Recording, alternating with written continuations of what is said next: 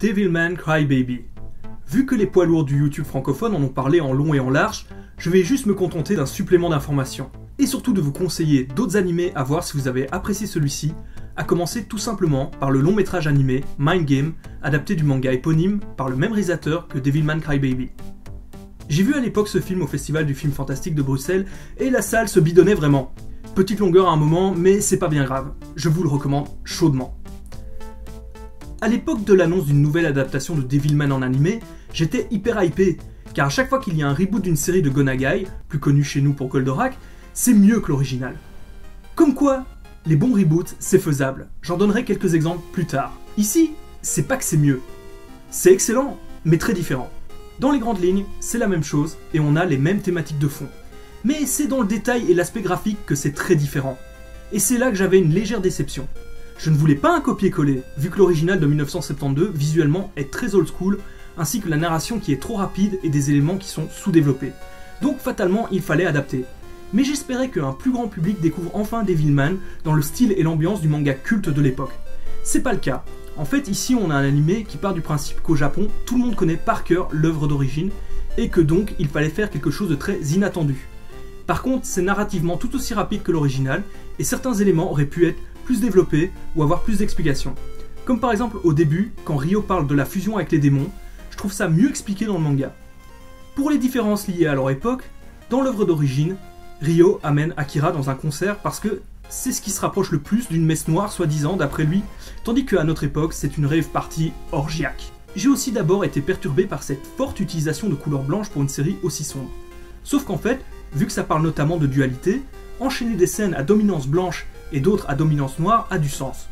Pour ce qui est des nombreuses thématiques abordées par l'animé, je ne vais pas en parler pour vous laisser la surprise, ou si vous l'avez déjà vu, bah pas besoin, et si certaines vous auraient échappé, je suppose que vous êtes déjà allé regarder d'autres vidéos qui parlent du sujet sur YouTube. Mais je vais quand même parler des nombreuses scènes de sexe, que beaucoup de gens reprochent à l'animé d'être là pour être purement racoleuse. C'est faux. De 1, l'original était subversif en son temps, mais ne le serait plus de nos jours. Fallait bien ça. Mais surtout le manga parlait entre autres de puberté, de transformation du corps fatalement, d'être jeune et donc de pulsions sexuelles. C'est pas du tout gratuit, pour une fois que le sexe est logique dans un récit, il y en a qui viennent encore gueuler et ils ont rien compris. Le manga Devilman date de 1972, la même année où Go Nagai a aussi créé son autre plus grand succès, l'ancêtre de Goldorak, Mazinger Z.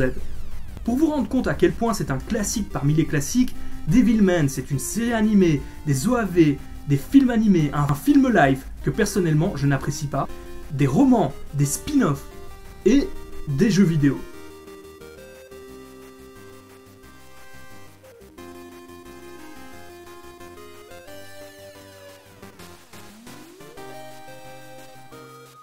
L'animé, à l'époque, était différent du manga. C'était gaminisé et avec un schéma à la Goldorak. Ce qui fait que je trouve ça pas inintéressant que cet animé existe dans l'univers de Devilman Crybaby.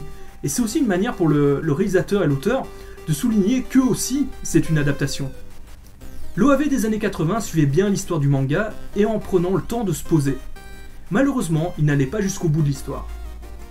Devilman, c'est aussi considéré comme le premier manga ultra violent, surtout à cause d'une scène marquante, et généralement, lorsqu'il y a une adaptation, la première chose que les gens se posent comme question c'est « Est-ce qu'elle y sera ?»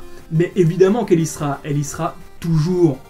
Go Nagai et son mentor, Shotaro Ishinomori, sont vraiment les plus grandes influences de la bande dessinée japonaise en termes de scénario. Shotaro surtout pour ce qui est super-héros japonais. Il en existait déjà bien avant lui, mais il a inventé la plupart des codes actuels.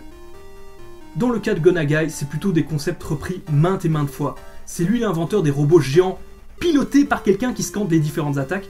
Je précise, parce qu'avant il y avait Tetsujin numéro 28 et Giant Robot. Et si vous voulez un excellent reboot qui est une déstructuration du mythe du robot géant, je vous conseille très fortement New Getter Robot.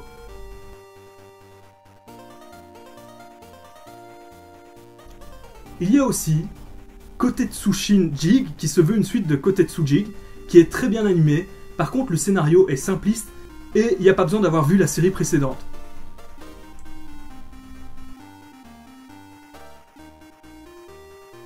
On peut citer la série Shin Mazinger Z, dispo chez Kazé, qui elle, à l'instar de Devilman Crybaby, est faite en partant du principe que tout le monde connaît l'histoire d'origine, et là-dessus des persos sont sous-développés pour laisser la place à des nouveautés.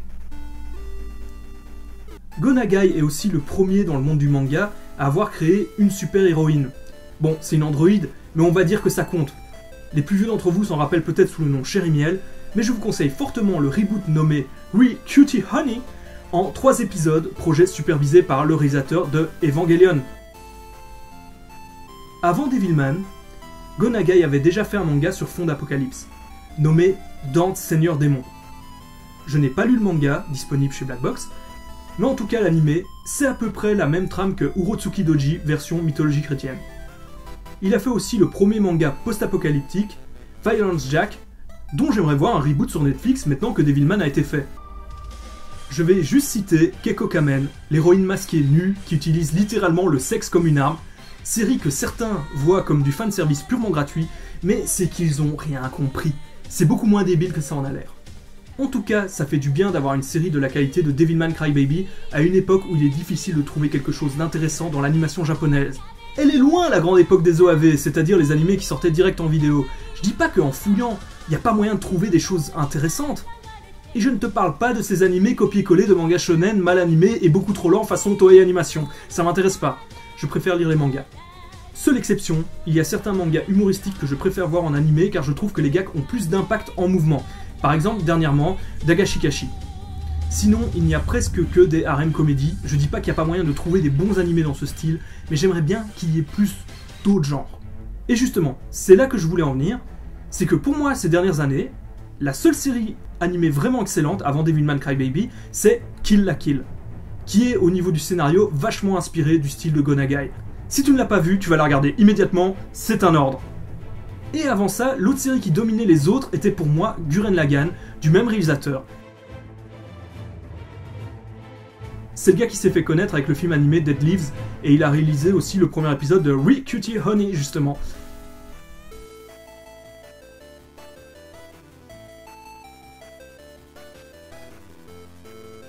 Et Gurren Lagann, c'est des robots géants façon Go Nagai. Ces séries, ainsi que les reboots mentionnés précédemment, prouvent que les bases des scénarios de Go Nagai sont excellentes et intemporelles. Son influence sur les fictions japonaises sont évidentes. Mais je trouve ça finalement dommage de devoir utiliser l'expression « c'est dans les vieux pots qu'on fait la meilleure confiture », parce que là je passe pour un réac alors que j'aimerais bien voir de la nouveauté. Maintenant, ce que j'attends avec impatience, c'est la nouvelle série de Cutie Honey en espérant que ce soit bien. J'ai fini. Mais pour ceux qui voudraient en savoir plus sur Go Nagai et sur les reboots mentionnés, regardez dans la description, il y a des liens vers des articles que j'ai écrits il y a quelques années de cela sur le sujet. Et s'y trouvent des liens pour télécharger les animés mentionnés dans cette vidéo, ceux non licenciés chez nous et donc en fansub. En espérant vous avoir donné envie de voir ces animés et que vous les apprécierez. Vous avez vu sur YouTube tous les délires qu'il y a avec la nouvelle version du générique de Devilman ? Au revoir. Tu peux t'abonner, liker, partager et même me soutenir via Tipeee. Arewa dareda, dareda, dareda. Arewa debiru, debiruman, debiruman. Uragiri mono no na wo ukete, subete wo sutete tataka otoko.